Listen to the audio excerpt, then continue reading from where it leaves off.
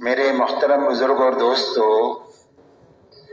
بات کے شروع ہونے سے پہلے چند باتیں اچھی طرح ہم سمجھ لیں تاکہ ان ساری مجالس میں بیٹھنے کا پورا نفع ملے۔ سب سے پہلی بات تو یہ ہے کہ ہر مجلس میں شروع سے لے کر آخر تک رہیں تاکہ پوری بات کو سنیں، پوری بات کو سمجھیں۔ جب پوری بات سنیں گے اور سمجھیں گے تو ہی عمل پورا ہو سکے گا، اس لیے کہ ادھورے عمل پر پورا نفع نہیں ملتا جب تک عمل پورا نہ کیا جائے۔ اس کے لیے شروع سے لے کر آخر تک رہنے کی نیت کریں۔ دوسری بات میرے دوستو یہ ہے کہ پوری بات کو جاگ کر سنیں۔ صبح کا وقت میں عام طور پر آنکھیں بند ہو جاتی ہے، اور آنکھ بند ہو گئی تو کان بند ہو گئے۔ مجلس میں ہونے کے باوجود بھی کوئی بات دل تک جائے گی نہیں، اور جب بات دل تک نہیں پہنچے گی تو زندگی کے رخ کو صحیح نہیں کرے گی۔ معلومات سے زندگی نہیں بنتی ہے، دل میں بات پہنچنے کے راستے سے اور یقین کے راستے سے زندگی بنتی ہے۔ اس لیے جاگ کر سننے کا آسان راستہ یہ ہے کہ آنکھیں بند نہیں کرنا، نیچے نہیں دیکھنا، گھٹنوں میں ہاتھ نہیں ڈالنا۔ یہ ساری سونے کی نیت ہوتی ہے، بلکہ بات کرنے والے کی طرف دیکھتے رہنا۔ پھر بھی آنکھ بند ہونے لگے تو اپنی نیند آنکھوں کو مل کر نیند کو دور کیا جائے تاکہ مجلس کی کوئی خیر ہمارے ہاتھ سے چھوٹے نہیں۔ اپنے پڑوسی کو بھی دیکھتے رہیں، اگر کوئی سو رہا ہو تو پیار سے اس کو جگا دے، یا اس کے ساتھ خیر خواہی کی بات ہوگی۔ بات کو پورے دھیان اور توجہ سے سنیں کہ جسم بھی یہاں ہے اور دل دماغ بھی یہاں ہے، تاکہ بات کانوں کے راستے سے دل تک پہنچ جائے۔ جب بات دل تک پہنچ جاتی ہے تو زندگی کے رخ کو صحیح کر دیتی ہے۔ کتابوں میں واقع آتا ہے کہ ڈکیتی کی حالت میں گھر میں ڈکیتی ڈالنے کی کوشش ہو رہی ہے، اور گھر کے اندر سے آواز آئی قرآن پڑھنے کی، أَلَمْ يَعْنِ لِلَّذِينَ آمَنُوا أَن تَخْشَعَ قُلُوبُهُمْ لِذِكْرِ اللَّهِ، کیا ایمان والوں کے لیے ابھی وقت آیا نہیں ہے کہ ان کے دل اللہ کے لیے ڈر جائیں اور اللہ کی طرف متوجہ ہو جائے؟ بس اس بات کا سننا تھا اور دل تک پہنچنا تھا کہ فوراً زبان سے نکلی آ گیا، اور اپنی ساری برائی کے اسباب کو توڑ کر بیت اللہ پہنچ کر بہت بڑے والے اللہ والے بنے۔ اس لیے دل تک بات کے پہنچنے کا یہ اثر ہے۔ اللہ نے دین کی بات میں بہت طاقت رکھی ہے، لیکن شرط یہ ہے کہ یہ دل میں پہنچے۔ تو اس کے لیے جسم بھی یہاں ہو اور دل دماغ بھی یہاں ہو۔ اسی کے ساتھ آدمی عمل کی نیت سے سنے، اس لیے کہ اللہ کے یہاں سے جو داد و دہیش کا نظام ہے وہ آدمی کی نیت ہے۔ حدیث پاک میں فرمایا گیا وَإِنَّمَا لِكُلِّ امْرِئٍ مَّا نَوَىٰ، فرمایا ہر انسان کو وہ چیز ملے گی جس کی اس نے نیت کیا۔ جب عمل کی نیت سے بات سنیں گے تو بات محفوظ بھی ہو جائے گی دل دماغ میں، اور اللہ تعالیٰ عمل کی توفیق دیں گے، جس کی وجہ سے جی چاہے نہ چاہے، حالات سازگار ہو ناسازگار ہو، ماحول مناسب ہو نامناسب ہو، ہر حال میں عمل کی توفیق ملے گی عمل کی نیت کی وجہ سے۔ اس لیے عمل کی نیت سے بات کو سننا، اسی کے ساتھ اچھی طرح سنتے ہوئے، سمجھتے ہوئے، اچھی طرح کرتے ہوئے پورے عالم میں اور ساری انسانیت تک بات کو پہنچانے کی نیت سے بات کو سننا۔ جب پورے عالم کی اور ساری انسانیت کی نیت کریں گے تو اللہ عالم کے اعتبار سے اور پوری انسانیت کے اعتبار سے اللہ تعالیٰ قبول فرمائیں گے، اور کام کے لیے جن اسباب اور وسائل کی ضرورت ہوگی وہ نیت کی برکت سے اللہ اپنے خزانے سے دیں گے۔ مال کی ضرورت ہے تو مال دیں گے، صلاحیت کی ضرورت ہے تو صلاحیت دیں گے، وقت کی ضرورت ہے تو مشغول سے مشغول آدمی سے اللہ وقت دے کر اپنے دین کا کام قبولیت کے ساتھ لے لیں گے، نیت کی برکت سے۔ اس لیے پورے عالم میں اور ساری انسانیت تک بات کو پہنچانے کی نیت سے بات کو سنیں۔ تو عالم تو بہت بڑا ہے، کئی سو ملک ہے، اور انسان بھی 700 کروڑ انسان ہے دنیا میں۔ تو ساری دنیا میں اور سارے انسانوں تک جانے کا کیا راستہ ہے؟ ایک چھوٹی سی عمر میں تو سب تک پہنچنا نہیں ہو سکتا۔ تو پورے عالم میں اور ساری انسانیت تک بات کے پہنچانے کا راستہ یہ ہے کہ اپنی زندگی میں انتھک محنت کرتے ہوئے جہاں تک اور جتنوں تک جا سکتے ہیں جانا، اور جو فیس کام بک پیج باقی کو رہ جوائن گیا کریں، ہے تبلیغی بیانات اس کو آفیشیل پورا کرنے آن کے لیے یوٹیوب اپنی فیس زندگی بک۔ میں جزاکم اللہ بہترین تعالی۔ کام کرنے والے آدمی تیار کرنا، یہ محنت کا صحیح رخ ہے۔ اچھی طرح کرنا اور اچھی طرح کرنے والے آدمی تیار کرنا۔ حضور پاک صلی اللہ علیہ وسلم کو بہت بڑا کام دے کر کے دنیا میں بھیجا گیا۔ آپ کی محنت کا میدان پورا عالم ہے اور ساری انسانیت ہے اور قیامت تک کا زمانہ ہے۔ اب اتنے بڑے کام پر قابو پانے کے لیے آپ کو صرف 23 سال کا زمانہ دیا گیا کہ اس 23 سال کے عرصے میں آپ کو ایسا کام کا رخ اپنانا ہے کہ بات پورے عالم میں پہنچے اور ساری انسانیت تک پہنچے، اور دنیا کے ہر کچے پکے مکان تک یہ بات پہنچے، ایسا کام کا رخ آپ کو اپنانا ہے۔ تو حضور پاک صلی اللہ علیہ وسلم نے 23 سالہ دور نبوت میں بنفس نفیس انتھک محنت فرمائی، اور پورے حجاز میں آپ نے کام کیا۔ آپ کا لمبے میں لمبا سفر تبوک تک کا ہے، لیکن پورا عالم آپ کی محنت کا میدان ہے۔ تو آپ کی نیت پورے عالم کی ہے اور ساری انسانیت کی ہے اور قیامت تک کے زمانے کی ہے۔ تو آپ کی نیت کی برکت یہ ہے کہ دنیا میں قیامت تک جو خیر نظر آئے گی وہ آپ کی نیت کی برکت سے اور محنت کی برکت سے آئے گی۔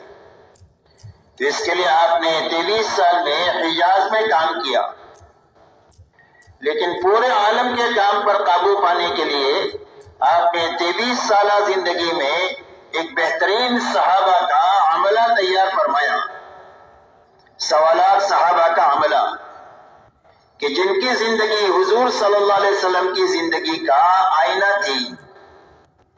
اسی لیے صحابہ کے بارے میں پوچھا جاتا ہے کہ یہ کون لوگ ہیں، تو ان کا تعارف دو جملوں میں ہوتا ہے۔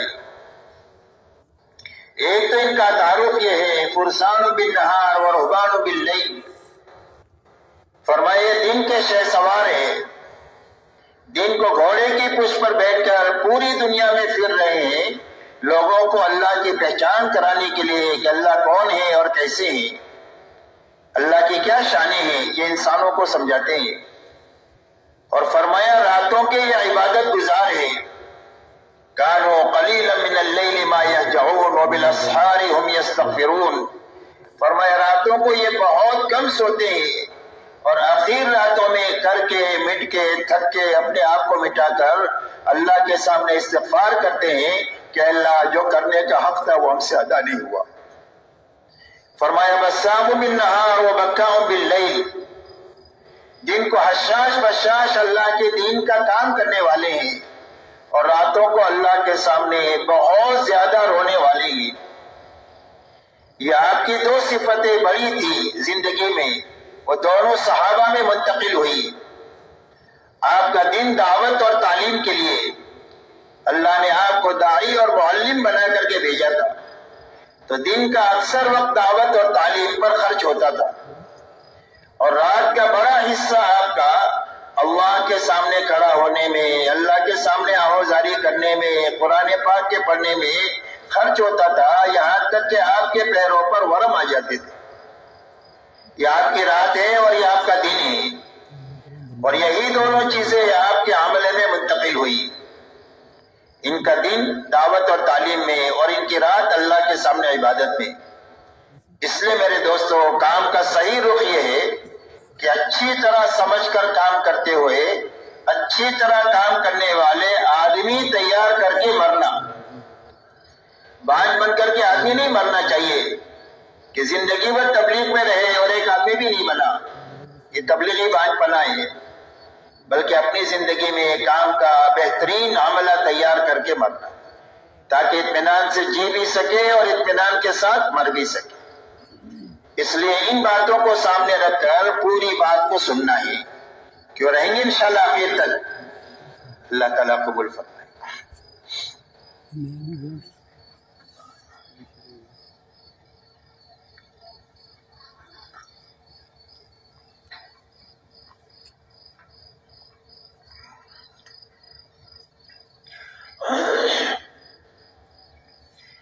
میرے محترم بزرگوں دوستو، سمجھنے کی بات یہ ہے کہ اس روئے زمین پر انسانیت کے آنے کا اللہ نے ایک ہی راستہ بنایا ہے. مرد بھی، عورتیں بھی، شہزادے بھی، فقیر بھی، دنیا میں ہر انسان دنیا میں ایک ہی راستے سے آتا ہے، اور وہ راستہ ماں کا پیٹ ہے. ہر بچے کی پرورش اللہ 9 مہینے تک کم و بیش وقت میں اللہ اس کی تربیت فرما کر اپنے قدرت سے دنیا میں اس کو لاتے ہیں. ایسے ہی اس دنیا سے اپنی زندگی پوری کر کے آخرت کی کبھی نہ ختم ہونے والی زندگی کی طرف جانے کے لیے بھی ایک ہی راستہ ہے، اور وہ راستہ موت کا راستہ ہے. ہر انسان موت کے راستے سے آخرت کی زندگی کی طرف منتقل ہوتا ہے. ایسے ہی آنے اور جانے کے بیچ کی جو چھوٹی سی زندگی ہے اور موت کے بعد کبھی نہ ختم ہونے والی آخرت کی زندگی ہے، جس زندگی کے بارے میں اللہ والے یہ فرماتے ہیں کہ اگر آسمان اور زمین کے درمیان کی خالی جگہ کو رائی کے دانوں سے بھر دیا جائے اور ایک پرندہ 1000 سال میں ایک دانہ کھائے تو ہو سکتا ہے کہ خرب سال میں جا کر یہ دانے ختم ہو جائے، لیکن انسان کی زندگی جو موت کے بعد شروع ہوگی وہ زندگی ختم نہیں ہوگی. تو یہ دونوں زندگیوں کے بنانے کے لیے اللہ تعالیٰ نے اپنے پاس سے دین اتارا ہے، اور اپنی سنت روئے زمین پر یہ جاری فرمائی ہے کہ جو دینداری کے ساتھ جیے گا اور جو دینداری پر مرے گا، اللہ اس کی دنیا بھی اچھے سے اچھی بنا دیں گے اور اس کی آخرت بھی اچھے سے اچھی بنا دیں گے. اور جو بے دینی کے ساتھ جیے گا یا بے دینی پر مرے گا تو اللہ نتیجتاً اس کی دنیا بھی اجاڑیں گے اور اس کی آخرت ایسی اجڑے گی کہ اس کے بعد کبھی بھی آبادی نہیں ہوگی. قیامت تک کے آنے والی انسانیت کو یہ بات سمجھانے کے لیے اللہ تعالیٰ نے قرآن پاک میں انبیاء علیہم السلام اور ان کے ماننے والوں کے واقعات کو بیان فرمایا ہے کہ ہر زمانے میں ان کی تعداد تھوڑی بھی رہی اور اسباب اور وسائل کے اعتبار سے بہت ہی کمی رہی، لیکن اس کے باوجود نتیجتاً اللہ تعالیٰ نے ان کو چمکا دیا. بھلے کچھ دنوں ان کے اوپر تکلیف کے حالات آئے، لیکن نتیجے میں اللہ نے ان کو کامیاب بھی کیا، ان کو چمکا بھی دیا. اور نہ ماننے والے اور نبیوں کی مخالفت کرنے والے ہر زمانے میں دنیاوی اعتبار سے بڑے بڑے نقشوں کے مالک ہوئے. کسی کے پاس ملک کا نقشہ ہوا، کسی کے پاس مال کا نقشہ ہوا، کسی کے پاس تجارت کا نقشہ ہوا، کسی کے پاس میں باغات کے نقشے ہوئے، کسی کے پاس میں وزارت کے عہدے ہوئے. غرض کسی کے پاس اکثریت ہوئی. غرض یہ کہ بڑے بڑے ان کے پاس وسائل ہوئے، لیکن نتیجتاً اللہ نے ان کو اجاڑ دیا اور آخرت کے اجڑنے کی نبی کی زبانی اللہ نے خبر دیا. اور قرآن پاک میں ارشاد فرمایا فَكُلًّا أَخَذْنَا بِذَنبِهِ فَمِنْهُمْ مَنْ أَرْسَلْنَا عَلَيْهِ حَاصِبًا وَمِنْهُمْ مَنْ أَخَذَتْهُ الصَّيْحَةُ وَمِنْهُمْ مَنْ خَسَفْنَا بِالْأَرْضِ وَمِنْهُمْ مَنْ أَغْرَقْنَا وَمَا كَانَ اللَّهُ لِيَظْلِمَهُمْ وَلَكِنْ كَانُوا أَنفُسَهُمْ يَظْلِمُونَ. اللہ جل شانہ فرماتے ہیں ان میں کے ہر ایک کی ہم نے پکڑ کیا، اور پکڑنے کی بنیاد کیا ہوئی؟ فرمایا نافرمانی والی اور گناہوں والی زندگی ہوئی جس کی بنیاد پر ہم نے ان کی پکڑ کیا۔ ان میں سے کسی پر ہوا کے عذاب کو بھیجا جس نے ان کو اکھاڑ کر کے ایک دوسرے کے ساتھ ٹکرا کر موت کے منہ میں لے لیا۔ کسی پر فرشتے کی صیحہ اور چیخ کو مسلط کیا جس سے ان کے کلیجے پھٹ گئے۔ کسی کو زمین کے اندر میں دھسایا اور کسی کو پانی میں ڈبایا، اور اللہ فرماتے ہیں اللہ کسی پر ظلم نہیں کرتے ہیں۔ یہی لوگ ہیں جنہوں نے اپنی اللہ کی نافرمانی کر کر اللہ کے عذاب کا اپنے آپ کو مستحق بنایا۔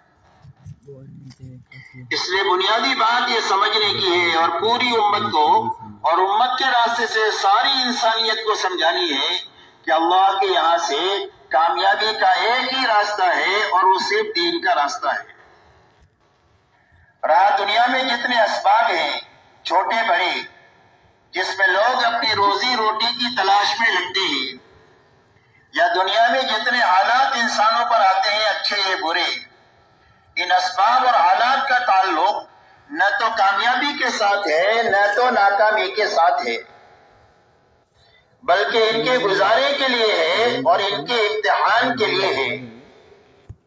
اللہ ہر انسان کو چھوٹے بڑے سبب میں رکھ کر اور اچھے برے حالات سے گزار کر کے آزمانا چاہتے ہیں کہ ہر آدمی اللہ کے حکم پر چلتا ہے یا اپنی خواہش پر چلتا ہے، اپنے حال کو سامنے رکھ کر چلتا ہے یا حال پر اللہ کی طرف سے آنے والے حکم کو پورا کر کے چلتا ہے۔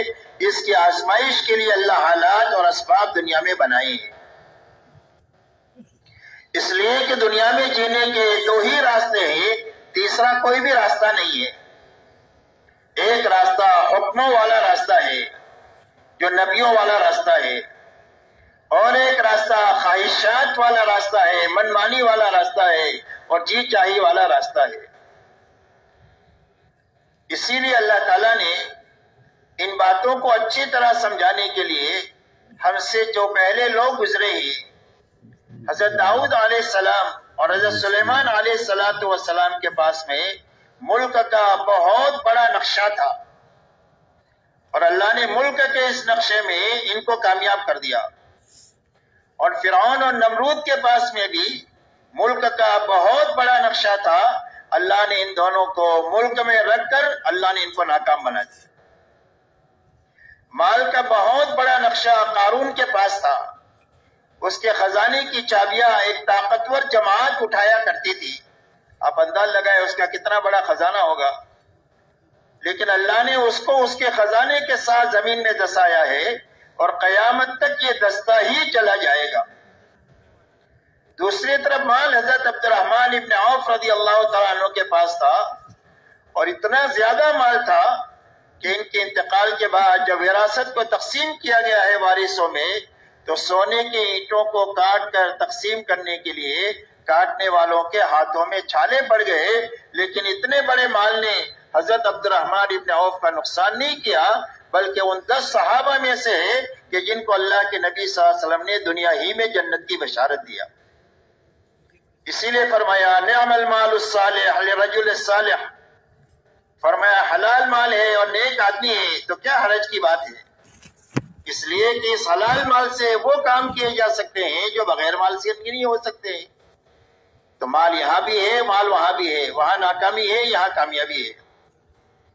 تجارت قوم شعیب کے پاس تھی، بڑی بڑی منڈی آئی، اللہ نے قوم شعیب کو تجارت میں اجاڑ دیا، اور تجارت مدینہ منورہ میں مکہ کے مہاجرین کے پاس بھی تھی، مہاجرین تجارت پیشہ تھی، اللہ نے ان کو تجارت میں چمکا دیا۔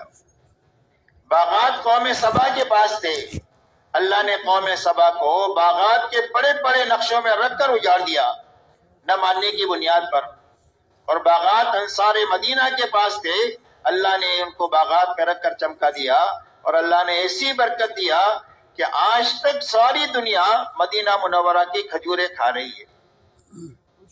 اس لیے بنیادی بات سمجھنے کی ہے کہ اللہ کے یہاں سے کامیابی کا کوئی بھی دنیا کا سبب نہیں ہے اور کوئی بھی حال کامیابی ناکامی کے لیے نہیں ہے، اس کی مثال برتن کی ہے، اس پر کامیابی اللہ ہی کی طرف سے آئے گی اور ناکامی بھی اللہ ہی کی طرف سے آئے گی۔ کامیابی کے آنے کی بنیاد حکم کا پابند ہونا ہے اور ناکامی کے آنے کی بنیاد خواہش پر اور اپنی منمانی پر چلنا ہے۔ اسی لیے دعوت اور تبلیغ کے راستے سے کسی کا کاروبار چھوڑانے کی محنت نہیں ہے، اور نہ کسی کو ایک حال سے دوسرے حال میں لے جانے کی محنت ہے، بلکہ یہ محنت اس بات کی ہے کہ ہر مسلمان اس محنت کے ذریعے سے اپنے اندر اتنی طاقت پیدا کر لے کہ جس سبب میں بھی ہے اور جس حال میں بھی ہے، اس سبب اور حال میں اللہ کے فرائض پر کھڑا ہونے کی طاقت پیدا ہو جائے، حرام سے بچنے کی طاقت پیدا ہو جائے، اور اللہ کے دین کی محنت کے تقاضے جس لائن کے جس وقت بھی آئے ان تقاضوں پر پورا کرنے کے لیے کھڑا ہونے کی طاقت پیدا ہو جائے۔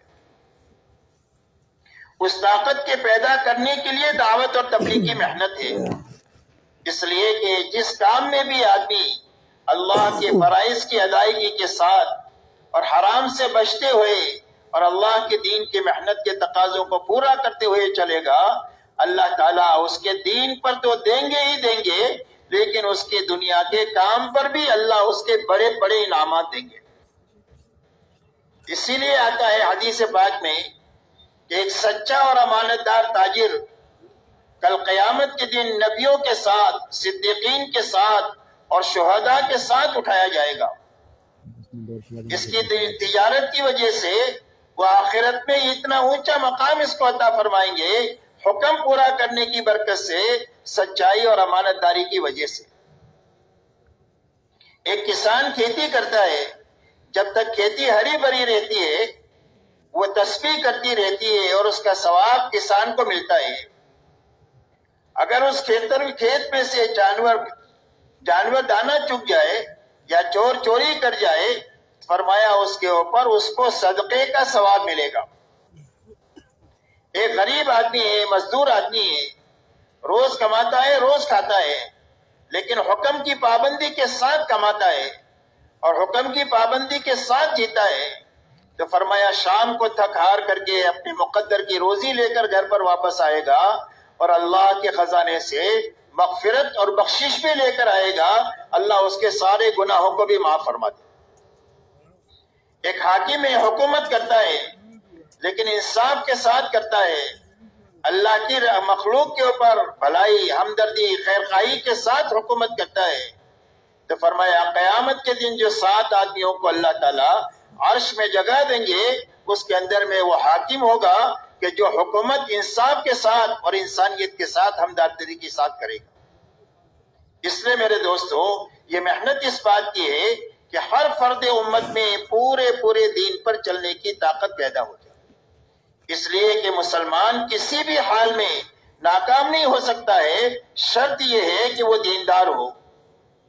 اسی لیے حدیث پاک میں آتا ہے کہ دنیا میں 4 قسم کے لوگ ہیں۔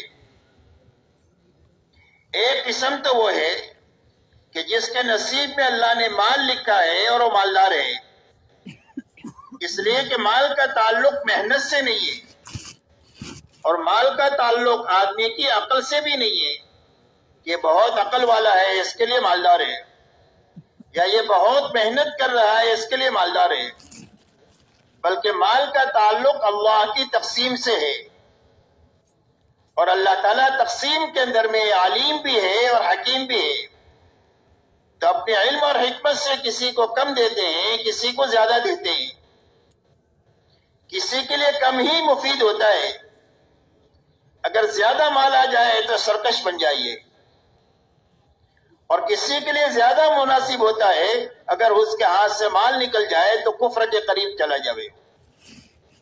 تو اللہ انسانوں کی مصلحت کو سامنے رکھ کر اپنے علم اور حکمت سے کم زیادہ دیتے ہیں اللہ تعالیٰ۔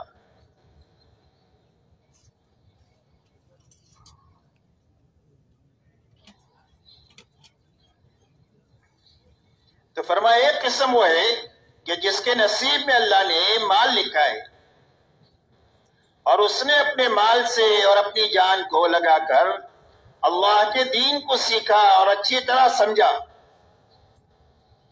جس کے نتیجے میں اس کو یہ معلوم ہے کہ اللہ کی طرف سے یہ دو بڑی نعمتیں مجھے ملی ہوئی ہے، جان اور مال کی، وہ مجھے کہاں لگانا ہے؟ اس لیے کہ صرف دین ہی اس کو راستہ بتائے گا لگانے کا. دین کے بغیر کبھی بھی آدمی کی جان مال صحیح نہیں لگ سکتی. تو اب وہ دین اسے سمجھائے گا کہ کہاں لگانا ہے. اب ہر ایمان والے کی دو ذمہ داری ہے. ایک ذمہ داری دعوت کی ہے، ایک ذمہ داری عبادت کی ہے. اب وہ اپنی جان اور مال کو دعوت کے سارے تقاضوں پر جب کبھی بھی آتے ہیں پورے نشاط کے ساتھ اور پوری بشاشت کے ساتھ لگاتا ہے. اور جب جب بھی عبادت کے لائن کے احکامات آتے ہیں تو عبادت پر اپنی جان اور مال کو یہ لگاتا ہے جیسا اللہ چاہتے ہیں. جب اللہ کی مخلوق کے ساتھ ہمدردی کا کوئی تقاضا آتا ہے تو اللہ کے مخلوق کے ساتھ ہمدردی میں، بھلائی میں، خیر خواہی میں، ان کے بوجھ کو ہلکا کرنے میں وہ اپنی جان مال کو لگاتا ہے. فرمایا دنیا میں ایک قسم یہ ہے. دوسری قسم دنیا میں وہ ہے کہ جس کے نصیب میں اللہ نے مال نہیں لکھا، جس کی بنا پر وہ غریب ہے. ضرورت تو اس کی بھی پوری ہوگی، ضرورت اس کی بھی پوری ہوگی، ضرورت کسی کی اٹکے گی نہیں. اس لیے کہ اللہ تو سب کے رب ہے. مالدار کی بھی رب ہے اور غریب کے بھی رب ہے. غریب کے بھی رب ہے. یہ ہو نہیں سکتا ہے کہ مالدار کو کھلائے اور غریب کو نہ کھلائے. صرف فرق اتنا ہے کہ مالدار زردہ پلاؤ لے گا یا چٹنی روٹی کھا لے گا، اور وہ بھی کھانے کا نظام صرف یہاں تک ہے. نیچے جانے کے بعد اس کو بھی گندگی بننا ہے، اس کو بھی گندگی بننا ہے. رہا انسان کے لیے جس طاقت کی اور قوت کی ضرورت ہے وہ زردہ پلاؤ سے بھی اس کو اتنی ہی ملے گی اور چٹنی روٹی سے بھی یہی ملے گی. اس لیے کہ کھانے میں اللہ نے طاقت نہیں رکھی ہے، قوت اللہ کے خزانے سے آتی ہے. تو اس لیے اللہ سب کے رب ہے، اس کی ساری ضرورتیں اللہ پوری کریں گے. فرق اتنا ہے ادنا اور اعلیٰ کا. لیکن اس غریب نے اپنی جان لگا کر کے دین کو سیکھ لیا اور سمجھ لیا کہ اس غربت میں اللہ سے بڑے بڑے انعامات کے لینے کا کیا راستہ ہے. اس لیے کہ دین کے سیکھنے کے لیے زیادہ مال کی ضرورت نہیں ہوتی ہے، اپنی جان لگانے کی ضرورت ہوتی ہے. ایک آدمی پورے دارالعلوم کے چلانے کا خرچ برداشت کرے، لیکن اپنی ذات سے بیٹھ کر اگر یہ سورہ فاتحہ نہیں سیکھے گا تو سورہ فاتحہ اس کو یاد نہیں ہوگی پورا دارالعلوم چلانے کے نتیجے میں. اس لیے جان لگانا کے ذریعے سے آدمی کی زندگی میں دین کی پختگی آتی ہے مال کے ساتھ بھی. تو اس غریب نے اپنی جان لگا کر کے دین کو سیکھا. اور پھر اب دین سیکھنے کے لیے پیدل چل سکتے ہیں. سواری تو ہماری راحت کے لیے ہے. پیدل چل کر کے چلتے ہوئے جماعتیں دین سیکھتی ہے، دعائیں سیکھتی ہے، فرائض سیکھتے ہیں، واجبات سیکھتے ہیں، 6 نمبر سیکھتے ہیں، آخرت کے اوپر حدیثیں ہیں اس کو سیکھتے ہیں، جنت جہنم کے حالات کو سیکھتے ہیں. اس لیے کہ سیکھنے کا راستہ پیدل کا بہت زیادہ ہے بنسبت سواری کے. اسی لیے پچھلے زمانے میں ایک مرتبہ ایک جماعت کی کارگزاری ہوئی. ان سے پوچھا گیا کہ تم نے 40 دن کے اندر میں کتنا خرچ کیا. تو پہلے زمانے کی بات ہے، شروع زمانے کی. تو جماعت نے یہ بتایا کہ ہر ساتھی کا چلے میں 2 روپیہ خرچ ہوا. کتنے روپے کا چلہ؟ 2 روپے کا چلہ. تو پوچھنے والوں نے یہ پوچھا کہ گاڑی کھڑی رہتی ہوگی مسجد کے سامنے جو آپ کو ایک جگہ سے دوسری جگہ منتقل کرتی ہوگی جیسے ابھی ہو رہا ہے، اور کھانے کے لیے روز دعوتیں ہوگی بستی والوں کی طرف سے. تو جماعت نے کہا ایک دن دعوت نہیں ہوئی، ایک دن گاڑی نہیں آئی. پورے 40 دن میں ہم پیدل چلے، تہجد پڑھ کر کے نکل جاتے تھے سیکھتے سکھاتے ہوئے، اور چند گھنٹوں کے بعد اپنی بستی میں پہنچ کر کے وہاں محنت کرتے. محنت کے بعد 2 بجے کے قریب 2 ساتھی طے ہوتے جو باغ میں جا کر امرود لے کر کے آئے، جو اس زمانے میں چند پیسوں میں امرود کی ٹوکری مل جاتی تھی. بولے سارے ساتھی بیٹھ کر کے یہ امرود کھا لیتے تھے. یہی دوپہر کا کھانا ہے، یہی ناشتہ ہے، یہی رات کا کھانا ہے. پورے 40 دن کیسے گزارے؟ ایک ٹائم امرود کھا کر کے، اور پورے 40 دن پیدل چل کر کے جو ہے وہ گزارے، لیکن بہت بڑا دین کا حصہ حاصل کر کے آئے۔ تو اب ایک آدمی غریب ہے لیکن اس نے دین سیکھا، تو اب جب یہ مالدار دیندار کو دیکھتا ہے کہ یہ تو اللہ کے دین کے تقاضوں پر اور اللہ کے دین کی محنت کے تقاضوں پر اتنا لگاتا ہے، اگر اللہ مجھے بھی دیتے تو میں بھی اتنا ہی لگاتا جتنا ہی لگاتا ہے۔ تو حدیث پاک میں آتا ہے فَكِلَاهُمَا فِي الْأَجْرِ سَوَاءٌ، فرمایا اس مالدار دیندار کو لگانے پر جتنا اللہ دیں گے، اس غریب کی اس تمنا پر، اس آرزو پر کہ میرے پاس ہوتا تو میں بھی لگاتا، اللہ اس کو بھی اتنا ہی اجر عطا فرمائیں۔ فرمایا تیسری قسم دنیا میں وہ ہے کہ جس کے نصیب میں اللہ نے مال لکھا، لیکن مال کے نشے میں آ کر کے اس نے دین کو نہیں سیکھا، دین کو پیٹ کے پیچھے ڈال دیا۔ اب اس کو معلوم ہی نہیں ہے کہ مال کہاں خرچ کرنا چاہیے، تو وہ اللہ کی نافرمانی میں، اللہ کی مخلوق کو ستانے میں اپنی جان اور مال کو لگا رہا ہے۔ فرمایا تیسری قسم دنیا میں یہ ہے۔ چوتھی قسم دنیا میں وہ ہے کہ غریب ہے، اس کے نصیب میں مال اللہ نے لکھا نہیں ہے، لہذا وہ غریب ہے، لیکن اس غریب میں جال لگا کر کے دین نہیں سیکھا، جس کی بنا پر اس کے دل کا جذبہ یہ ہے کہ اگر میرے پاس بھی مال ہوتا تو میں بھی ایسی عیاشی کرتا جیسے یہ مالدار بے دین کر رہا ہے۔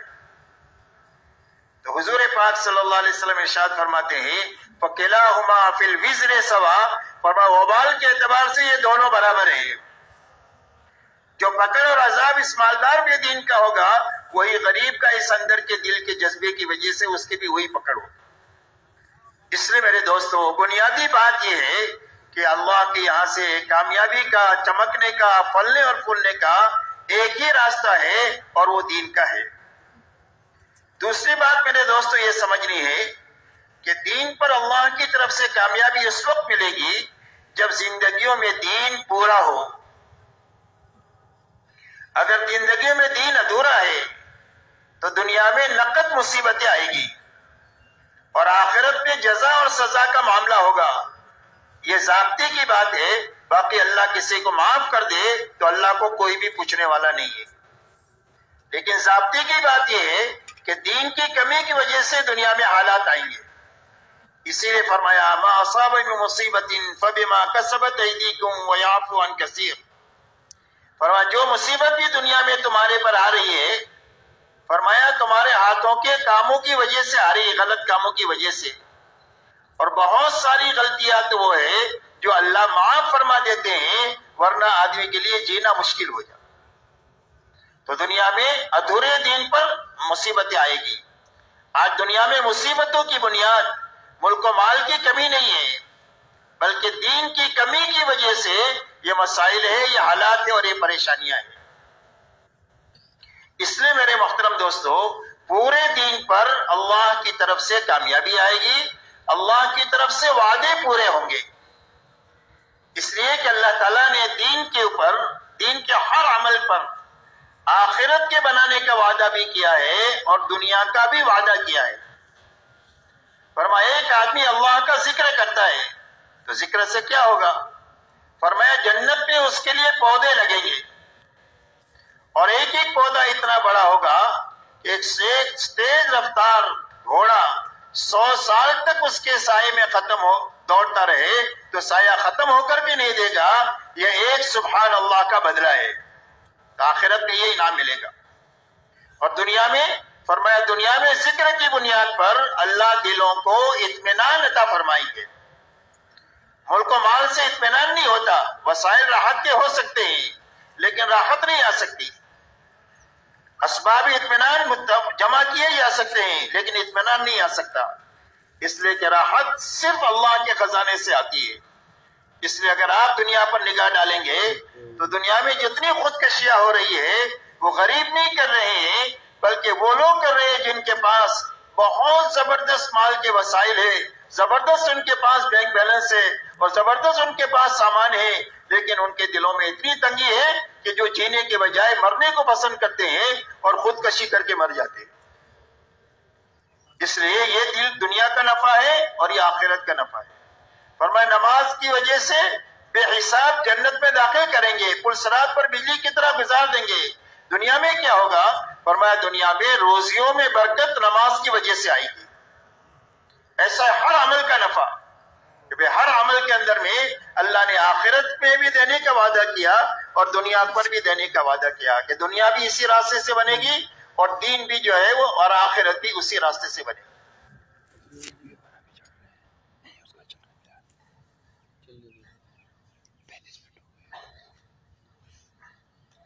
اس لیے سمجھنے اور امت کو سمجھانے کی بات ہے، اس بات کی محنت ہو رہی ہے کہ ہر فرد امت میں اتنی طاقت پیدا ہو جائے کہ اللہ کے ہر حکم پر چل جائے، اللہ کے ہر نافرمانی سے بچ جائے اور اللہ کے ہر دین کی محنت کے تقاضے پر کھڑا ہو جائے۔ اب پورا دین کے سمجھنے کا راستہ کیا ہے کہ پورا دین کیا ہے، اس کی نظیر اور مثال کہاں سے ملے گی؟ تو میرے محترم دوستو، اگر ہم یہ سمجھنا چاہتے ہیں کہ پورا دین کیا ہے تو اس کے لیے ایک ہی راستہ ہے کہ ہم حضور صلی اللہ علیہ وسلم اور صحابہ کی زندگی کو دیکھیں۔ اس لیے کہ قیامت تک کے لیے نمونہ اور حق کا معیار حضور پاک صلی اللہ علیہ وسلم کی ذات گرامی اور آپ کی حیات طیبہ اور صحابہ کرام کی جماعت ہے۔ اسی لیے فرمایا لقد کان لکم فی رسول اللہ اسوۃ حسنہ، تمہارے لیے حضور صلی اللہ علیہ وسلم کی زندگی میں بہترین نمونہ ہے۔ حضرت عبداللہ ابن مسعود رضی اللہ تعالیٰ عنہ فرماتے ہیں کہ جو کسی کی راہ چلنا چاہے وہ اصحاب محمد صلی اللہ علیہ وسلم کے پیچھے پیچھے چلے، اس لیے کہ یہ دلوں کے بہت پاک لوگ تھے، علم کے بہت گہرے تھے اور تکلفات سے بالکل پاک تھے۔ آپ سے پوچھا گیا حق کیا ہے؟ فرمایا ما انا علیہ واصحابی، فرمایا قیامت تک حق وہ ہے جس پر میں ہوں اور میرے صحابہ ہیں۔ جب تک ہم حضور صلی اللہ علیہ وسلم اور صحابہ کی زندگی کو سامنے رکھ کر نہیں چلیں گے، جب تک ہماری دینی کمی کا ہم کو پتہ نہیں چلے گا۔ اس لیے کہ آج ہماری دیکھنے کا معیار یہ ہے کہ دنیا کے معاملے میں ہم اپنے سے اوپر والوں کو دیکھتے ہیں۔ 100 پتی 1000 پتی کو دیکھے، 1000 پتی لکھ پتی کو دیکھے، لکھ پتی کروڑ پتی کو دیکھے، کروڑ پتی ارب پتی کو دیکھے، ارب پتی خرب پتی کو دیکھے، خرب پتی ملک والے کو دیکھے کہ میرے پاس تو مال ہی ہے، میرے پاس تو کوئی پاور نہیں ہے۔ تو ہر آدمی اوپر دیکھتا ہے اور دین کے معاملے میں ہر آدمی اپنے سے نیچے والے کو دیکھتا ہے۔ ایک آدمی 5 وقت کا نمازی ہے تو وہ 3 وقت والے کو دیکھتا ہے۔ الحمدللہ میں تو 5 وقت کا نمازی ہوں، بہت سارے مسلمان صرف 3 وقت کی پڑھتے ہیں۔ 3 وقت والے جمعہ والوں کو دیکھتے ہیں، ہم تو 3 وقت کے پڑھتے ہیں، کتنے مسلمان صرف جمعہ میں آتے ہیں، اور جمعہ والے ان کو دیکھتے ہیں جو جمعہ بھی نہیں پڑھتے، اور جو جمعہ نہیں پڑھتے، جمعہ بھی نہیں پڑھتے ہیں، وہ کہتے ہیں کہ بھئی ہم تو صرف نمازی تو نہیں پڑھتے، ہم کوئی شرابی کبابی ہے۔ کتنے مسلمان پتہ نہیں کیا کیا جرائم میں ہیں، ہم کو کیا سمجھاتے ہو، ان کو جا کر سمجھاؤ۔ اور ان سے اگر ملا جائے تو وہ کہتے ہیں کہ بھئی ہم نے تو کلمہ پڑھا ہے، جنت تو ہمارے لیے ہے، آپ تو بے ایمانوں کو جا کر کلمہ پڑھاؤ۔ تو ہر آدمی اپنے بارے میں مطمئن ہے، اور مطمئن ہونے کی وجہ یہ ہے کہ ہمیں اپنی دینی کمی کا احساس نہیں ہے۔ احساس اس لیے نہیں ہے کہ ہم نیچے دیکھتے ہیں، اوپر نہیں دیکھتے۔ حالانکہ حکم یہ ہے کہ دنیا کے معاملے میں اپنے سے نیچے والوں کو دیکھا جائے۔ جب دنیا کے معاملے میں سے اپنے سے نیچے والوں کو دیکھا جائے گا تو ہمارے اندر صبر اور شکر کی کیفیت پیدا ہوگی۔ اور اللہ تک پہنچنے کے یہ 2 راستے ہیں، ایک شکر کا ہے اور ایک صبر کا ہے۔ تو جب دنیا کے معاملے میں اپنے سے نیچے والوں کو دیکھیں گے اور دین کے معاملے میں اپنے سے اوپر والوں کو دیکھیں گے، یعنی حضور صلی اللہ علیہ وسلم اور صحابہ کو دیکھیں گے، تو اللہ تعالی ہمیں ایک تو دینی کمی کا احساس ہمارے اندر پیدا کریں گے اور ایک صبر اور شکر کی کیفیت اللہ ہمارے اندر پیدا فرمائے، جو اللہ تک پہنچنے کا راستہ ہے۔ اس لیے میرے محترم دوستو، یہ حکم ہے کہ دنیا کے معاملے میں نیچے دیکھا جائے، دین کے معاملے میں اوپر دیکھا جائے، جو اس طریقے سے زندگی گزارے گا اس کا شمار شاکرین میں سے ہوگا اور اس کا شمار صابرین میں سے ہوگا۔ اگر یہ بات نہیں پیدا ہوئی اور ہم نے اوپر نہیں دیکھا، اپنے ماحول ہی سے دین کو سمجھنے کی کوشش کیا، تو میرے دوستو غلط فہمی کے ساتھ زندگی گزرے گی اور اسی پر موت آئے گی۔ آدمی سمجھے گا میں حق پر ہوں حالانکہ باطل پر ہوگا، اس لیے کہ اپنے ماحول سے دین کو سمجھا ہی نہیں جا سکتا اور اپنی کمی کا پتہ چل ہی نہیں سکتا ہے، اور غلطی پر ہوگا اور اپنے آپ کو صحیح سمجھتا رہے گا، وہ ہدایت پر سمجھتا رہے گا، اور اسی حالت میں اگر موت آ گئی تو پھر کل قیامت کے دن یہ خون کے آنسو روئے گا لیکن اس کے آنسوؤں کا پوچھنے والا کوئی نہیں ہوگا۔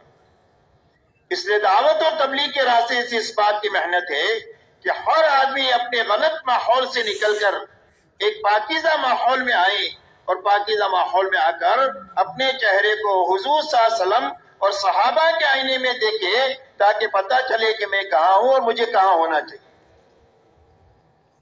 اس لیے میرے دوستو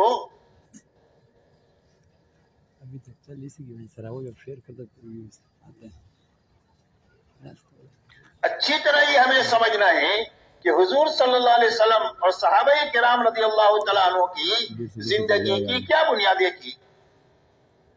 آپ کی بنیادوں میں سب سے پہلی بنیاد یہ تھی لا الہ الا اللہ محمد الرسول اللہ۔ صحابہ فرماتے ہیں کہ ہم نے پہلے ایمان سیکھا اور اس کے ساتھ قرآن سیکھا، اس لیے کہ قرآن پر عمل کی جو طاقت ملے گی وہ ایمان کی طاقت سے ملے گی۔ 13 سالہ مکی زندگی میں ایمان کی محنت ہے، مغیبات کے تذکرے ہیں، اللہ کی قدرت کے اور خزانوں کے تذکرے ہیں کہ جس کے ذریعے سے اللہ کے حکموں پر چلنے کی طاقت پیدا ہوئی، اور جتنی طاقت پیدا ہوتی گئی اتنے اللہ کی طرف سے احکامات آتے گئے، اور جب طاقت پیدا ہوتے ہوئے اعمال آتے گئے تو وہ اعمال عمل میں بھی آتے گئے احکامات، اور 23 سال میں استعداد مکمل ہوئی، اور 23 سال میں قرآن کا اترنا بھی مکمل ہوا، اور 23 سال کے اندر میں قرآن پر عمل بھی مکمل ہو گیا۔ ان کے بارے میں آتا ہے کانو کتاب اللہ یمشون الارض، زمین پر اللہ کی چلتی پھرتی کتاب تھی۔ کسی سے پوچھا گیا تمہارا قرآن کہاں ہے جو آسمان سے اترا؟ تو ایک صحابی کی طرف اشارہ کیا کہ یہ ہمارا چلتا پھرتا قرآن ہے، یعنی قرآن میں اللہ نے جن چیزوں کے کرنے کا حکم دیا ہے وہ ساری چیزیں اس کی زندگی میں، اور ان سب کی زندگی میں جن چیزوں سے بچنے کے لیے کیا اس سے ان کی سب کی زندگیاں پاک ہے۔ جن صفات سے متصف ہونے کے لیے اللہ نے کہا ہے ان صفات سے یہ متصف ہے، جن صفات سے دور رہنے کا حکم دیا گیا ہے ان صفات سے ان کی زندگیاں پاک ہے۔ یہ قرآن پاک ہے جو زمین پر چل پھر رہا ہے۔ اس لیے سارے صحابہ کے بارے میں آتا ہے کانو کتاب اللہ یمشون الارض، فرمایا زمین پر اللہ کی چلتی پھرتی کتاب تھی۔ تو پورا قرآن عملی طور پر زندگی میں آنے کا اور دین کے اور دین کی محنت کے تقاضوں پر کھڑے ہونے کا سب سے پہلا راستہ یہ ہے کہ ہر ایمان والے کا کلمہ ٹھیک ہو جائے۔ اسی لیے فرمایا الایمان ما وقر فی القلب وصدقہ العمل۔ فرمایا ایمان کیا ہے؟ فرمایا ایمان یہ ہے کہ دل میں یہ بات راسخ ہو جائے۔ ایمان کا تعلق دل سے ہے۔ موت کے وقت میں آدمی کی زبان سے وہ بات نکلے گی جو اس کے دل میں ہے۔ اگر دل میں اللہ ہے تو اللہ نکلے گا، دل میں دنیا ہے تو موت کے وقت میں آدمی کی زبان سے دنیا نکلے گی۔ تو فرمایا ایمان وہ ہے جو دل میں راسخ ہو اور 24 گھنٹے کا عمل اس کے ایمان کی تصدیق کرے کہ یہ ایمان والا ہے۔ اس لیے کہ دنیا میں اللہ نے جتنے انسان بنائے ہیں سب ایک ہی جیسے بنائے ہیں، سب کے 2 ہاتھ ہیں، سب کے 2 پیر ہیں، سب کی 2 آنکھیں ہیں، سب کے 2 کان ہیں، سب ایک ہی جیسے بنائے ہیں۔ تو اس ایمان کا اور کفر کا پتہ کیسے چلے گا؟ فرمایا 24 گھنٹے کی زندگی بتائے گی کہ یہ ایمان والا تاجر ہے، اور یہ ایمان والا کسان ہے، اور یہ ایمان والا غریب ہے، اور یہ ایمان والا مالدار ہے، اور وہ ایمان والی عورت ہے، وہ ایمان والا جوان ہے، وہ ایمان والا بوڑھا ہے، یہ ایمان والا حاکم ہے۔ ان کی 24 گھنٹے کی زندگی بتائے گی کہ یہ ایمان والا ہے۔ اس لیے کہ ایمان کے تقاضوں میں سب سے بڑا تقاضا ہے کہ یہ آزاد نہیں ہوگا، یہ پابند ہوگا۔ ایمان کے تقاضوں میں سب سے بڑا تقاضا کیا ہے کہ بھئی آزاد نہیں ہوگا بلکہ ہر قدم پر یہ پابند ہوگا اللہ کے حکم کا، نبی کے طریقے کا، اور اپنی نیت میں اللہ کو راضی کرنے کے جذبے کا یہ پابند ہوگا۔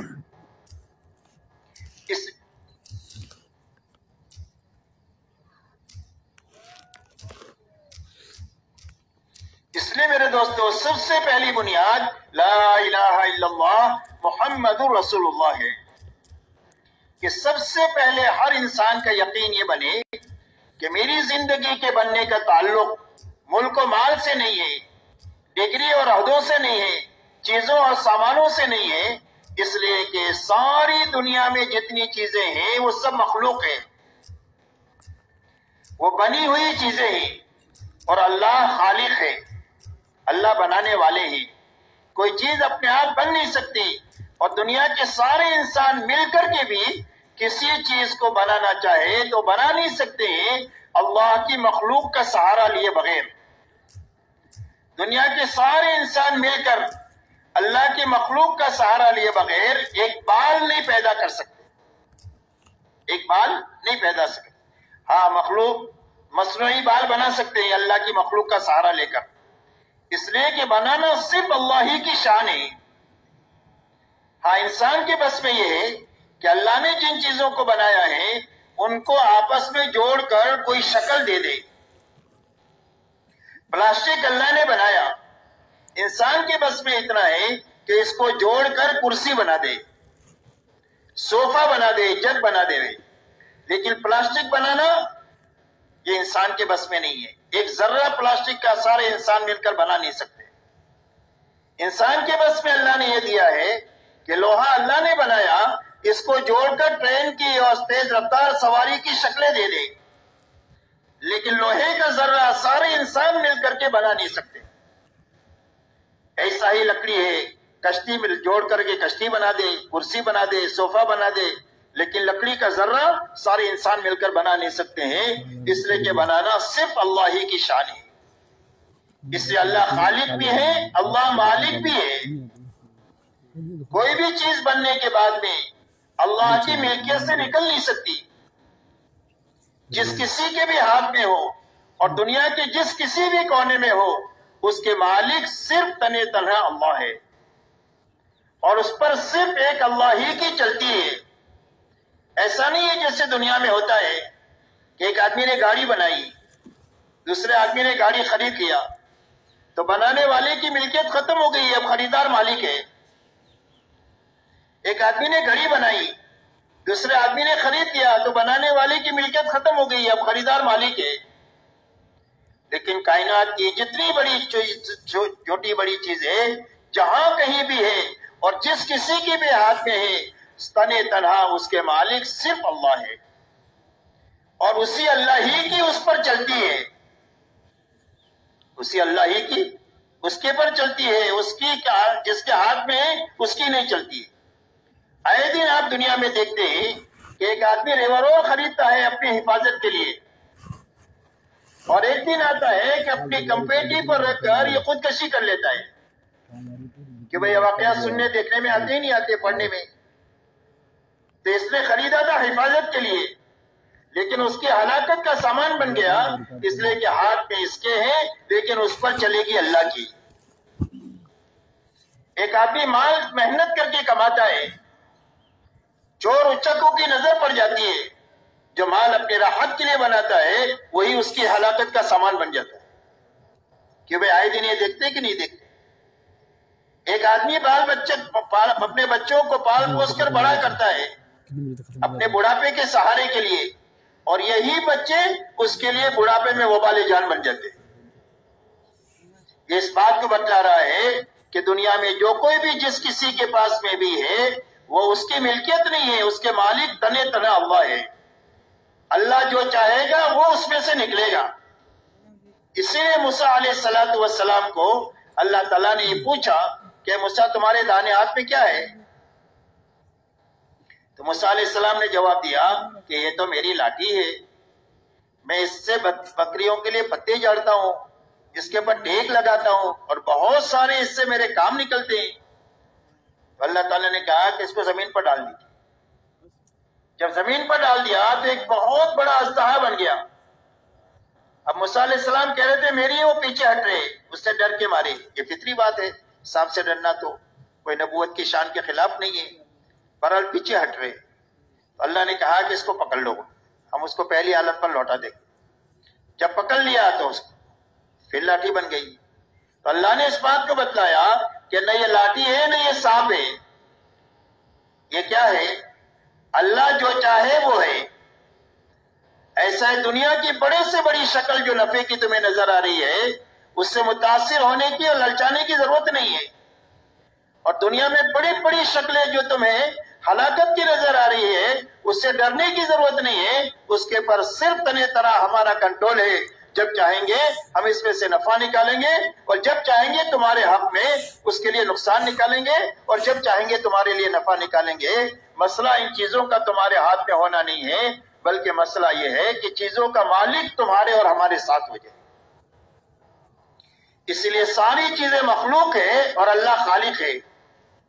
اور مخلوق کے بارے میں اللہ کا فیصلہ ہے کہ چاہے ذرہ ہو یا پہاڑ ہو، چونٹی ہو یا جبرائیل امین ہو، قطرہ ہو یا سمندر ہو، ایک پیسہ ہو یا لاکھوں اور کھربوں ہو، یہ سارا مخلوق ہے. اور مخلوق کے بارے میں فیصلہ ہے لا یملک نفعا ولا ضرا ولا موتا ولا حیاتا ولا نشورا. فرمایا دنیا کی کسی چیز کے ہاتھ میں نہ کسی کی زندگی کا بنانا ہے اور نہ کسی کی زندگی کا اجاڑنا ہے، نہ کسی کو مارنا ہے اور نہ کسی کو زندگی دینا ہے اور نہ کسی کو مار کر زندہ کرنا ہے. یہ سب کچھ تنہا تنہا ایک اللہ ہی کے ہاتھ میں ہے. اور اللہ جو کچھ بھی کرتے ہیں اپنے قدرت کاملہ اور قاہرہ سے کرتے ہیں، وہ کسی سبب کے پابند نہیں ہے. اسی لیے آدم علیہ السلام کو بغیر ماں باپ کے پیدا فرمایا، حضرت عیسیٰ علیہ السلام کو بغیر باپ کے پیدا فرمایا، حضرت صالح علیہ السلام کے لیے اللہ تعالیٰ نے پہاڑ کی کوہ میں سے ایک گابن اٹھنے کو نکالا، جس نے نکلنے کے بعد میں فوراً بچہ دیا. یہ اللہ تعالیٰ اپنی قدرت کے مظاہر دنیا میں بتاتے رہتے ہیں کہ اللہ کی شان وہ ہے کہ وہ سبب کی پابند نہیں ہے. انما امرہ اذا اراد شیئا ان یقول له کن فیکون. فرمایا اللہ کا معاملہ یہ ہے کہ جب کسی چیز کا ارادہ فرما لے کہ ہو جا تو چیز ہو جاتی. اللہ کا ارادہ ہی وجود ہے، اللہ کی مشیت ہی وجود ہے. اللہ کسی چیز کو چاہ لے تو وہ چیز فوراً وجود میں آ جائے گی.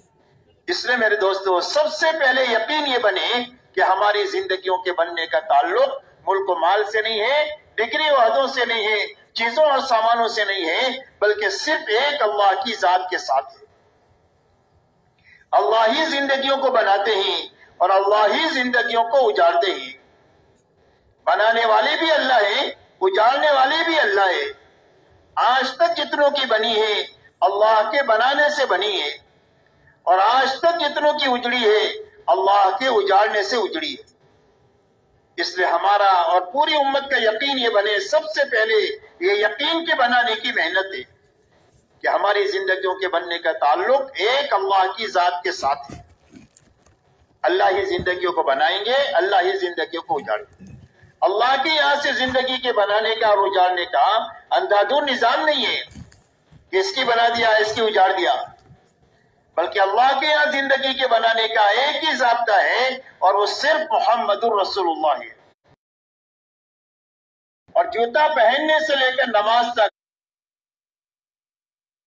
اور شادی بیاہ سے لے کر حکومت کرنے تک اپنی زندگی کے ہر حرکت اور سکون میں جو محمدی بن کر کے جیے گا اور محمدی بن کر کے مرے گا، اللہ اس کی زندگی کو بنا دیں گے. جھوپڑے میں ہے تو جھوپڑے میں بنا دیں گے، اور محل میں ہے تو محل میں بنا دیں گے. رعیت ہے تو رعیت کی بنا دیں گے، اور حاکم ہے تو حکومت کی بنا دیں گے. شرط یہ ہے کہ محمدی بن کر جیے اور محمدی بن کر کے مرے. اس لیے کہ اللہ والا بننے کا شارٹ کٹ راستہ اور معمول راستہ، سارے خطرات سے محفوظ راستہ، یہ سنت والا راستہ ہے کہ جو آدمی اپنی 24 گھنٹے کی زندگی میں حضور صلی اللہ علیہ وسلم کے نقش قدم پر چلے گا اور آپ کی لائی ہوئی زندگی کے مطابق زندگی گزارے گا، اللہ اس کی زندگی کو بنا دیں گے اور اللہ اس کو اللہ والا بنا دیں گے. اللہ والا بننے کا راستہ کیا ہے؟ محمدی بننا. یہ اللہ والا بننے کا راستہ ہے. اسی لیے اللہ فرماتے ہیں قل ان کنتم تحبون اللہ فاتبعونی یحببکم اللہ۔ اے ہمارے نبی جی، آپ ہمارا شاہی فرمان انسانوں کو سنا دیجئے کہ اگر تمہیں اللہ سے محبت کا دعویٰ ہے تو اس کی دلیل یہ ہے کہ میرے پیچھے پیچھے چلو۔ کس کے پیچھے پیچھے چلو؟ حضور صلی اللہ علیہ وسلم کے پیچھے پیچھے چلو۔ فرمایا جب میرے پیچھے پیچھے چلو گے تو اللہ تمہیں اپنا محبوب بنا دے گا، اور جب تم اللہ والے بن جاؤ گے اتباع کے راستے سے تو اللہ تمہارا ہو جائے گا، اور جب اللہ تمہارا ہو جائے گا تو پورا عالم تمہارا ہے۔ اگر اللہ تمہارے ہیں تو پورا عالم تمہارا ہے۔ عالم کی ہر چھوٹی بڑی چیز آپ کی تائید میں، آپ کی موافقت میں، آپ کے کام آنے میں، آپ کے نفع پہنچانے میں استعمال ہوگی، آپ کو تکلیف پہنچانے کے لیے وہ استعمال نہیں ہو سکتی۔ اور اگر کوئی آپ کو تکلیف پہنچانے کے در پہ ہو جائے تو اللہ فرماتے ہیں من عاد علی ولیا فقد آذنتہ بالحرب، جو میرے ولی کو ستائے میں اس کے ساتھ میں اعلان جنگ کرتا ہوں۔ اسی لیے کتابوں میں واقع آتا ہے کہ ایک اللہ والے جا رہے تھے، سامنے سے ایک آدمی اپنی عورت کے ساتھ آ رہا تھا، اللہ والوں کی پیر کی ٹھوکر سے مٹی اڑی، اس عورت کے کپڑے پر آ لگی، تو اس کے یار کو غصہ آیا، اس نے اٹھا کر ایک تماچا مار دیا اللہ والوں۔ مارنے والا دھڑام سے گرا اور مر گیا، عورت نے شور مچایا مار دیا مار دیا مار دیا، لوگ جمع ہوئے بھی کیا ہوا کیا ہوا، تو کوئی بتانے والا نہیں کیا ہوا۔ اللہ والوں نے بتایا کہ بھائی ہوا کچھ بھی نہیں ہے، جس کے یار کو غصہ آیا اس نے مجھے مارا، اور ہمارے یار کو غصہ آیا اس نے اس کا کام تمام کر دیا۔ تو ہمارے یار کون ہے؟ اللہ ولی الذین آمنوا، اللہ ایمان والوں کے ولی ہے، دوست ہے، مددگار ہے، معاون ہے، کاموں کے بنانے والے ہیں۔ اللہ تعالیٰ ہر ایمان والا ولایت کے مقام تک پہنچ سکتا ہے، اور اس کے پہنچ جانے کا راستہ سنت کا اتباع ہے، کہ جو سنت والی زندگی اپنائے گا اللہ تعالیٰ ایک تو سب سے پہلے سنت کا اثر یہ ہوگا کہ نیک لوگوں کے دلوں میں اللہ اس کی محبت ڈال دے گی، برے لوگوں کے دلوں میں اللہ اس کا رعب ڈال دیں گے۔ کوئی فاسق اور فاجر اور بے ایمان ان کے ساتھ آنکھ ملا کر بات نہیں کر سکتا ہے، اللہ وہ رعب ان کے دلوں میں ڈال دیں گے۔ اللہ روزیوں میں برکت عطا فرمائیں گے، اور اللہ تعالیٰ دین میں پختگی عطا فرمائیں گے، مضبوطی عطا فرمائیں گے۔ دنیا کی کوئی طاقت بھی اس کو دین سے ہٹا نہیں سکتی ہے، اتنی طاقت اللہ سنت پر چلنے کی برکت سے اس کو عطا فرمائیں گے۔ اس لیے میرے دوستو، اللہ والا بننے کا راستہ محمدی بننا ہے، اور اللہ والے بن گئے تو پورا عالم ہمارا ہے، اور پورا عالم ہمارے کام میں لگے گا۔ آپ اندازہ لگائیں جب صحابہ کا ایمان بنا ہے، اور جب صحابہ کا ہدایت معیاری ہدایت بنی ہے، تو آپ دیکھو پورے عالم کو اللہ نے ان کے لیے مسخر کیا۔ حضرت عمر رضی اللہ تعالیٰ عنہ مدینہ منورہ میں ممبر پر بیٹھ کر کہہ رہے یا ساریہ الجبل، ساریہ ہزاروں میل دور کام کر رہے ہیں، اور ان کی جماعت کو پہاڑ کے پیچھے سے خطرہ ہے دشمن کا۔ تو حضرت عمر یہاں سے اللہ ان کو دکھا بھی رہا ہے، اور ان کی آواز کو حضرت ساریہ تک پہنچا بھی رہے ہیں، اور حضرت ساریہ متنبع ہو کر اپنی جماعت کو خطرے سے نکال بھی رہے۔ اللہ فرماتے ہیں کہ جب تم ہمارے ہو تو ہم تمہارے ہیں، اور ہم تمہارے ہیں تو پورے عالم کی ہر چیز تمہاری ہے، وہ تمہارے کام آئے گی۔ حضرت سعد ابن ابی وقاص رضی اللہ تعالیٰ عنہ 10,000 کی جماعت کے ساتھ سمندر پر ایسا چلے جیسا ہم خشکی پر چلتے ہیں، اور گھوڑوں کے خور بھی اس پر نہیں بھیگے۔ اللہ نے بتلایا کہ جب تم ہمارے ہو تو پورا عالم تمہارا ہے، اس لیے کہ عالم ہم نے بنایا ہے اور ایمان والوں کے لیے بنایا ہے، نافرمانی کے لیے عالم نہیں بنایا گیا۔ اللہ کی عبادت کے لیے زمین بنائی گئی ہے، اور عبادت کے وارث اور زمین کے وارث فرمایا وَلَقَدْ كَتَبْنَا فِي الزَّبُورِ مِن بَعْدِ الذِّكْرِ أَنَّ الْأَرْضَ يَرِثُهَا عِبَادِيَ الصَّالِحُونَ۔ فرمایا اللہ نے یہ طے کر لیا ہے کہ زمین کے وارث کون ہوں گے۔ فرمایا ہمارے نیک بندے زمین کے وارث ہوں گے، اور اس کے سیاہ اور سفید کا مالک ہوں گے۔ شرط یہ ہے کہ وہ محمدی بن کر جیے، محمدی بن کر کے مرے۔ اسی لیے مدینہ منورہ میں ایک مرتبہ آگ نکلی، تو حضرت تمیم داری رضی اللہ تعالیٰ عنہ سے کہا گیا کہ جاؤ اس آگ کو جہاں سے نکلی ہے وہیں دفن کر کے آ جاؤ۔ تو جس طرح جانور کو ہکالتے ہیں ایسا آگ کو ایسا ہکالتے تھے، اور جہاں سے نکلی تھی وہاں پر اس کو جا کر کے پہنچا کر کے آ گئے۔ اور میں اللہ تعالیٰ نے جب تم ہمارے ہو تو ہم تمہارے ہیں، اور ہم تمہارے ہیں تو عالم تمہارا ہے۔ اس لیے میرے دوستو سب سے پہلی بنیاد دعوت اور تبلیغ کی محنت میں اس بنیاد کو زندہ کرنا ہے جو 100% صحابہ میں اعلیٰ درجے پر زندہ تھی، کہ جو ان کو فرائض پر کھڑا کیے ہوئی تھی، حرام سے بچائے ہوئی تھی، اور دین کے ہر تقاضے پر جب کبھی بھی آئے اس کے لیے ان کو کھڑا کرنے والی۔ اس لیے میرے دوستو سب سے پہلی محنت کلمہ بنانے کی محنت ہے۔ دوسری محنت میرے دوستو اس بات کی ہے کہ ہر فرد امت میں اللہ کی عبادت زندہ ہو جائے اور ہماری عبادتوں میں حقیقت پیدا ہو جائے۔ اس لیے کہ اللہ کے خزانوں سے لینے کا راستہ اللہ کی عبادت ہے۔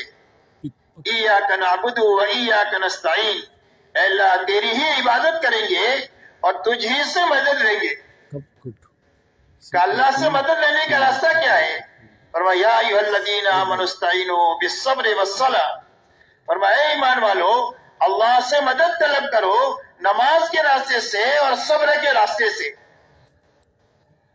اسی لیے اللہ سے لینے کا راستہ جو ہے وہ عبادت کا ہے کہ ہماری عبادت میں حقیقت پیدا ہو جائے۔ عبادت میں جانی عبادت بھی ہے اور مالی عبادت بھی ہے۔ جانی عبادت میں نماز اور روزہ ہے۔ سب سے پہلی محنت نماز کے بنانے کی محنت ہے، اس لیے کہ آدمی کی 24 گھنٹے کی زندگی اسی وقت میں بنے گی جب نماز بنے گی۔ اسی لیے اللہ والے فرماتے ہیں کہ نماز کی مثال زندگی میں ایسی ہے جیسے گھر میں روشن دان اور کھڑکی ہوتی ہے کہ گھر کا دھواں باہر جو جائے گا وہ یہیں سے باہر جائے گا، تازہ ہوا گھر میں جو آئے گی وہ کھڑکی اور روشن دان سے آئے گی۔ اور ایسا ہی زندگی میں سے رذائل جو نکلیں گے وہ نماز کے راستے سے نکلیں گے، اور زندگی میں خسائل اور شمائل زندگی میں جو آئیں گے اور صرف اچھی باتیں جو زندگی میں آئے گی وہ نماز کے راستے سے آئے گی۔ اسی لیے حضرت عمر رضی اللہ تعالیٰ عنہ کے زمانے میں ایک نوجوان کی آنکھ لڑ گئی ایک دوشیزہ سے، خیر القرون کا زمانہ تھا، تو لڑکی نے یہ کہا لڑکے سے کہ پہلے تم ایک کام کرو، 40 دن امیر المؤمنین کے پیچھے تکبیر اولیٰ کے ساتھ نماز پڑھو، اس کے بعد پھر آگے کوئی بات کریں۔ اس نوجوان نے 40 دن تک تکبیر اولیٰ کے ساتھ امیر المؤمنین عمر ابن الخطاب رضی اللہ تعالیٰ عنہ کے پیچھے نماز پڑھی۔ اس کا اثر یہ ہوا کہ اللہ نے لڑکی کی محبت دل سے نکال دیا، اپنی محبت دل میں بھر دیا۔ تو زندگیوں میں نکال لانے کا راستہ نماز کا ہے، تو اپنی نماز پر محنت کر کے ایک تو نماز میں یقین پیدا کرنا کہ ہمارے کام اللہ بنائیں گے اور نماز کے راستے سے بنائیں گے، اس لیے کہ اللہ نے ہمارے سارے کاموں کے بنانے کے لیے ہم کو نماز دیا ہے۔ حضور صلی اللہ علیہ وسلم کے بارے میں آتا ہے اذا حزبه امر فزع الى الصلاة، جب آپ کو کوئی بات درپیش ہوتی تھی تو آپ فوراً نماز کی طرف دوڑ جاتے تھے۔ آپ کو اس بارش کی طلب ہے، بارش نہیں ہو رہی ہے تو اس کے لیے صلاۃ الاستسقاء دی گئی، خوف ہے تو صلاۃ الخوف دیا گیا، آپ کو کوئی حاجت درپیش ہے تو 2 رکعت صلاۃ الحاجہ دی گئی، چاند سورج کے گرہن کے اندر چاند اور سورج کے نظام میں گڑبڑ ہو گئی ہے تو اس کے لیے صلاۃ الخسوف دی گئی۔ غرض یہ کہ ہر مسئلے کے حل کے لیے اللہ نے ہم کو نماز دیا۔ حضرت عمر رضی اللہ تعالیٰ عنہ کے زمانے میں زبردست قحط سالی ہوئی اور زبردست مدد آئی دنیا سے، لیکن وہ قحط سالی ختم نہیں ہوئی۔ وہ قحط سالی کیسے ختم ہوئی کہ حضرت عمر رضی اللہ تعالیٰ عنہ نے اپنے ایمان والے ساتھیوں کو لے کر باہر میدان میں نکل کر 2 رکعت نماز پڑھی صلاۃ الاستسقاء، اور اس کے بعد اللہ سے 2 بول کہے اللہم انا نستغفرک ونستسقیک، اے اللہ ہم آپ سے معافی چاہتے ہیں اپنی غلطیوں کی اور آپ سے بارش طلب کرتے ہیں۔ بس یہ تو جو بول کیا کہنے تھے کہ بادلوں میں سے آواز آئی کہ امیر المؤمنین اللہ نے آپ کی فریاد کو سن لیا اور اللہ نے رحمت کی بارش آپ کے لیے بھیج دیا، اور چند مہینے ہوتے ہوتے قحط کا سارا نظام ختم ہو کر خوشحالی کا نظام قائم ہو گیا، اس لیے کہ اللہ تعالیٰ نے تمام تر مسائل کے لیے امت کو نماز عطا فرمائی۔ اس لیے نماز پر محنت کر کے اپنی نماز میں یقین پیدا کرنا کہ اللہ ہمارے کام بنائیں گے اور نماز کے راستے سے بنائیں گے۔ زندگی میں جب کبھی بھی چھوٹا بڑا مسئلہ آئے تو ہماری نگاہ اللہ پر جانی چاہیے اور نماز پر جانی چاہیے کہ ہم اپنے اللہ سے پہلے کہیں گے اور نماز پڑھ کر کہیں گے. اللہ نے ہم کو اس کا وعدہ کیا ہے کہ تم ہم سے مدد طلب کرو، نماز کے ذریعے سے اللہ ہماری مدد کریں گے. اللہ پر یقین اور نماز پر یقین. دوسرا، نماز ہمارے لیے بوجھ نہ ہو بلکہ فضائل کے راستے سے ہمارے اندر میں اللہ کے سامنے کھڑے ہونے کا، اللہ کے سامنے سجدے میں پڑے رہنے کا، لمبی لمبی نوافل پڑھنے کا ہمارے اندر میں شوق پیدا ہو جائے کہ اللہ نے کھڑے ہونے کا موقع دیا ہے تو لمبا قیام کیا جائے، بڑی بڑی صورتیں پڑھی جائے نوافل میں، لمبا رکوع کیا جائے، لمبا سجدہ کیا جائے، اس لیے کہ سجدہ کرنے والا رحمان کے قدموں میں جیسا کہ اللہ کے شایان شان ہے آدمی اس میں ہوتا ہے. اور المصلی یناجی ربہ، فرمایا نمازی آدمی تو اپنے رب کے ساتھ مناجات کرتا ہے، چپکے چپکے اللہ سے بات کرتا ہے نماز میں. جب یہ کہتا ہے الحمدللہ رب العالمین، تمام تعریفیں اس اللہ کے لیے ہیں جو تمام جہانوں کے پالنے والے ہیں، تو اللہ جواب دیتے ہیں حمدنی عبدی. یہ یہاں سے کہتا ہے الحمدللہ رب العالمین، اللہ فرماتے ہیں حمدنی عبدی، میرے بندے نے میری تعریف کیا. جب یہ کہتا ہے الرحمن الرحیم، اللہ فرماتے ہیں اثنا علی عبدی، میرے بندے نے میری ثنا بیان کیا. جب یہ کہتا ہے مالک یوم الدین، کہ اللہ آپ تو یوم جزا کے مالک ہے، تو اللہ فرماتے ہیں مجدنی عبدی، میرے بندے نے میری بزرگی اور بڑائی بیان کی. اور جب یہ کہتا ہے ایاک نعبد و ایاک نستعین، اللہ فرماتے ہیں ھذا بینی و بین عبدی، یہ میرے اور میرے بندے کے درمیان میں عہد و عہد ہے، عبادت میرے لیے ہے اور مدد میرے بندے کے لیے ہے. اور جب یہ کہتا ہے بعد میں اہدنا الصراط المستقیم، اللہ فرماتے ہیں ولعبدی ما سأل، میرے بندے نے جو مانگا ہم نے دے دیا. اللہ مجھے سیدھے راستے پر چلا دے. اور میرا سیدھا راستہ کون سا ہے؟ دنیا کا ہر آدمی سوچتا ہے کہ میں جو چل رہا ہوں وہ سیدھا ہے، تو اللہ نے صراط مستقیم کی تعین فرما دیا کہ صراط مستقیم کیا ہے. فرمایا صراط مستقیم وہ ہے کہ جس پر اللہ کا انعام ہوا وہ سیدھا راستہ ہے، اور جن کے اوپر اللہ کا غضب نازل ہوا اور جو گمراہ لوگ ہیں ان کا راستہ سیدھا راستہ کبھی نہیں ہو سکتا ہے. اور کس پر اللہ نے انعام فرمایا؟ دوسری آیت میں فرمایا نبیین ہیں، صدیقین ہیں، شہداء ہیں اور صالحین ہیں. یہ چار جماعتیں وہ ہیں جس پر اللہ کا انعام ہوا ہے اور ان کا راستہ سیدھا راستہ ہے. اے اللہ مجھے اس کی توفیق دے. اللہ فرماتے وَلِعَبْدِي مَا سَأَلَ، میرے بندے نے جو مانگا ہم نے اس کو دے دیا. اس لیے میرے دوستو ایک تو نماز میں یقین پیدا ہو، دوسرا شوق پیدا ہو فضائل کے راستے سے، تیسرا نماز میں علم آئے، مسائل کا علم، سنن کا علم، تاکہ نماز ہماری علم کی روشنی میں ہو. کس چیز سے نماز ٹوٹ جاتی ہے؟ بعض مرتبہ آدمی کی نماز ٹوٹ جاتی ہے، پتہ بھی نہیں چلتا اس کو. اب ایسی بعض مرتبہ نماز ایسی پڑھتا ہے کہ اس کے سر کے اوپر جاتی ہی نہیں، زندگی بھر نماز پڑھی اور اللہ کے مقبول نہیں ہوئی، تو میرے دوستوں کیا حاصل ہوگا؟ اس لیے اپنی نماز پر محنت کر کے اس کے اندر میں شوق پیدا کرنا، علم حاصل کرنا، علماء کے ذریعے سے مسائل کو سیکھنا، فضائل کی تعلیم کے ذریعے سے اس پر ملنے والے انعامات کو اتنا سننا کہ عمل کے وقت میں اس کا استحضار ہم کو حاصل ہو جائے. اسی کے ساتھ اللہ والا دھیان ہماری نماز میں آ جائے کہ میں اللہ کو دیکھ رہا ہوں اور اللہ مجھے دیکھ رہے. اگر یہ بات نہیں پیدا ہو تو یہ بات تو ضرور پیدا ہونی چاہیے کہ اللہ تو مجھے دیکھ ہی رہے، اور اللہ کو راضی کرنے کی نیت آ جائے. نماز میں ایمان آ جائے، احتساب آ جائے، علم آ جائے اور احسان آ جائے اور اخلاص آ جائے. یہ 5 چیزیں ہیں نماز میں. فرمایا یہ 5 چیزیں نماز میں آ جائے گی تو یہ نماز ایسی بن جائے گی کہ جو چاہے گا اگر اس کے لیے مصلحت ہوگی تو اللہ اس کو دنیا میں اس کے راستے سے دے دیں گے، اور اگر اس کی مصلحت دنیا میں نہیں ہوئی تو اللہ آخرت میں اس کا پورا بدلہ اس کو عطا فرمائے. اسی لیے کتابوں میں واقع آتا ہے کہ ایک صحابی سفر پر جا رہے تھے، ایک ڈاکو نے پکڑ لیا، کہا تم کو قتل کروں گا، تمہارا مال لوں گا. کہا میرا مال لے لے، مجھے مت قتل کر. کہ نہیں، پہلے قتل کروں گا پھر مال لوں گا. کہا اچھا 2 رکعت نماز پڑھنے دی. 2 رکعت نماز پڑھی، اس کے بعد اللہ سے دعا مانگی، یا ودود یا ذو العرش المجید یا فعال لما یرید اسألک بنورک الذی ملأ ارکان عرشک ان تکفینی عن شر ھذا اللص. اللہ کی صفات بیان کرنے کے بعد یہ کہا کہ اللہ تو مجھے اس چور سے نجات دے دے. تو اس دعا سے فارغ ہوتے ہی دیکھا کہ گھوڑ سوار آ رہا ہے اور اس نے آ کر کے اس چور کے اوپر نیزے سے مار کر اس کو ختم کیا، اور اس کے بعد ان سے یوں کہا کہ میں چوتھے آسمان کا فرشتہ ہوں۔ جب اللہ نے تم نے دعا مانگی تو وہاں آسمان کے دروازے بجنے لگے، اور ہم نے اللہ سے کہا اللہ آپ کا ایک کمزور بندے کی مدد کے لیے بھیج دے، اللہ نے ہم کو تمہاری مدد کے لیے بھیج دیا۔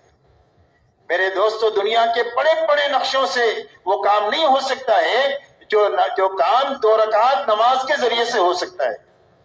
ہمیں اپنے اعمال پر یقین جو آئے گا، یہ تعلیم کے حلقوں میں بیٹھ کر اللہ کے وعدے اور وعید کے سننے کے راستے سے یہ یقین بنے گا کہ ہماری زندگی مال سے نہیں بنے گی، ہماری زندگی اعمال سے بنے گی۔ مال کے اندر میں بھی عمل ہوگا تو مال کام آئے گا، نہیں تو مال جو ہے وبال بنے گا۔ تو اس لیے ہماری نماز پر محنت، روزہ ایسا اچھا رکھا جائے کہ ہمارے اندر میں تقوی پیدا ہو جائے۔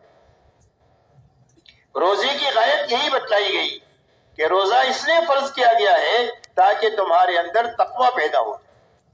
تقوی کے پیدا ہونے کے معنی یہ ہے کہ حرام سے بچنے کی طاقت پیدا ہو جائے، کہ جس طرح حلال سے بچے ہو ہمارے کہنے سے، ایسا ہی زندگی پر ہم نے جن چیزوں کو حرام کیا ہے اس سے اپنے آپ کو بچانے کی طاقت پیدا ہو جائے۔ ایسا روزہ رکھ کر کے اپنے اندر یہ تقوی کی صفت پیدا کرے۔ اس لیے کہ میرے دوستو، تقوی اللہ کے خزانے سے لینے کا بڑا راستہ ہے۔ فرمایا تقوی کی برکت سے کیا ہوگا؟ فرمایا جو الجھنیں ہوگی اللہ تقوی کی برکت سے ان الجھنوں میں سے نکال دیں گے۔ اللہ ایسی جگہ سے روزی دیں گے جہاں سے تم کو وہم و گمان بھی نہیں ہوگا، ایسی جگہ سے اللہ روزی دیں گے۔ اللہ تمہارے کاموں کو آسان کر دیں گے تقوی کی برکت سے۔ غلطی ہو جائے گی تو اللہ تعالیٰ غلطی کو تقوی کی برکت سے معاف کر دیں گے، اور اگر کوئی نیکی ہو جائے گی تو اللہ نیکی میں وزن پیدا کر دیں گے۔ قیامت کے دن نیکیوں کو گنا نہیں جائے گا، بلکہ قیامت کے دن نیکیوں کا وزن کیا جائے گا، اور نیکی میں وزن تقوی کے بقدر جو ہے وہ پیدا ہوگا۔ آپ اندازہ لگائیں کہ ایک نیکی میں کتنا وزن ہو سکتا ہے۔ حضرت عمر بن الخطاب رضی اللہ تعالیٰ عنہ حضرت صدیق اکبر رضی اللہ تعالیٰ عنہ سے فرماتے ہیں کہ اگر آپ اللہ کے نبی کے خلیفہ، اگر اپنی ایک دن کی نیکی آپ دے دیں، جس دن میں آپ نے امت کو انتشار سے بچایا ہے اور سنبھالا ہے، اور اگر آپ ہجرت کی ایک رات کی نیکی مجھے دے دیں تو میں اپنے خاندان کی ساری نیکیاں دینے کے لیے تیار ہوں۔ حالانکہ حضرت عمر کی سے اللہ نے کتنا کام لیا ہے اس کا آپ کو اندازہ ہے کہ 10 سال میں کتنا بڑا کام دنیا میں ہوا۔ وہی فرما رہے ہیں کہ ایک دن کی اور ایک رات کی نیکی آپ دے دیں تو میں اپنی پوری زندگی کی نیکی آپ کو دینے کے لیے تیار ہوں۔ اس لیے میرے دوستو، تقوی کی برکت سے اللہ تعالیٰ نیکی میں وزن پیدا کر دے۔ حضرت عمر رضی اللہ تعالیٰ عنہ سے ایک مرتبہ حضرت عبد الرحمن ابن عوف رضی اللہ تعالیٰ عنہ نے یہ فرمایا کہ امیر المؤمنین، آپ جتنا بھی بیت المال میں مال آتا ہے آپ سارا ختم کر دیتے ہیں، آئندہ مسلمانوں کی ضرورت کے لیے کچھ رکھتے ہی نہیں ہے، آئندہ کی ضرورت بھی ہم کو پڑے گی، اس کے لیے رکھنا چاہیے۔ تو حضرت عمر نے فرمایا عبد الرحمن تیری زبان پر شیطان بول رہا ہے، اور یہ فرمایا اللہ نے ہم کو تقوی دیا ہے کہ تقوی کی برکت سے جب کبھی بھی کوئی مسائل ہمارے آئیں گے ہم اپنے اللہ سے تقوی کے راستے سے حل فرما دیں گے۔ اس لیے میرے دوستو، روزہ ایسا ہماری زندگیوں میں، امت میں، ہمارے گھرانے میں زندہ ہو جائے کہ جس کے نتیجے میں پوری زندگی ہماری حرام سے پاک ہو جائے۔ اس لیے کہ حرام سے بچنا یہ سب سے بڑی عبادت گزاری ہے۔ اتق المحارم تکن عبد الناس، فرمایا حرام سے بچ جاؤ تم سب سے بڑے عبادت گزار ہو۔ ایک آدمی 24 گھنٹہ نماز، تسبیح، قرآن نہیں پڑھ سکتا ہے، لیکن حرام سے بچ کر 24 گھنٹہ عبادت گزار رہ سکتا ہے۔ ایسا آسان بنا دیا اللہ نے 24 گھنٹہ عبادت گزار رہنا۔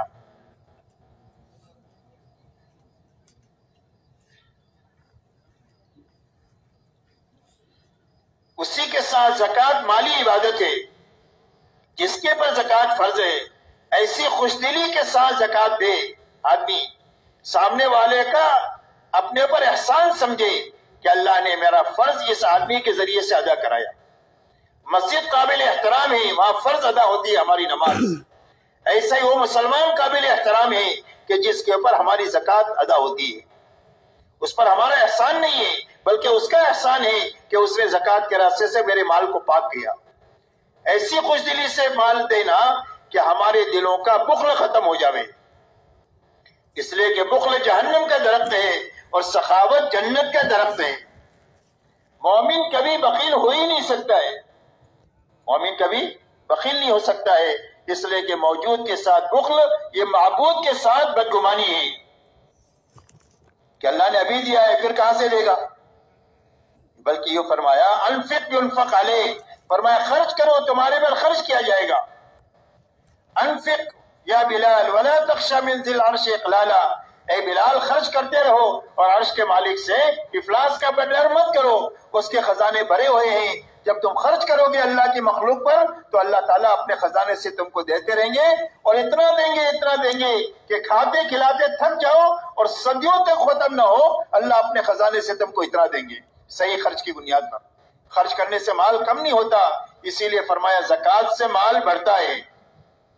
جو زکوٰۃ دینے والے ہیں یہ مال کے بڑھانے کا گر جانتے ہیں کہ مال کے بڑھانے کا راستہ کیا ہے۔ فرمایا مال کے بڑھانے کا راستہ زکوٰۃ ہے اور مال کے حفاظت کا راستہ زکوٰۃ ہے۔ جب مال کی زکوٰۃ نکل جائے گی تو مال محفوظ ہو جائے گا، چور چوری نہیں کر سکتا،